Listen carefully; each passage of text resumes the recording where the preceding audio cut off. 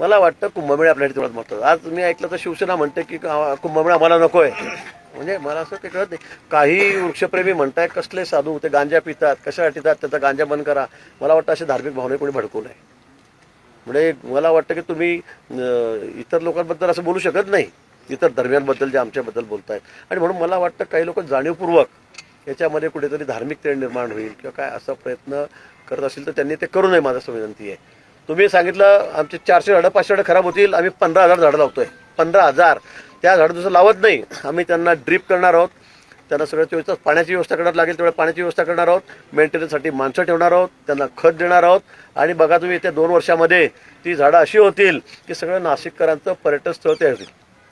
नाशिककरांचं पर्यटन स्थळ होईल ते. इतकी चांगली व्यवस्था आम्ही करणार आहोत की तुम्ही म्हणाल किंवा शासनाने काय काम केलं, आपण स्वतः काम काय केलं, ही तुमची आमची सगळ्यांची जबाबदारी आहे. ही तुमची आमची नाशिककरांची, पर्यावरण प्रेमींची, वृक्षप्रेमींची सगळ्यांची आमची जबाबदारी आहे. तुम्हाला सगळ्यांना सोबत घेऊन मग आपण ही झाडं लावू. झाडं लावताना मी स्वतः हजर राहील. आपल्या सर्वांना मी आमंत्रित करू.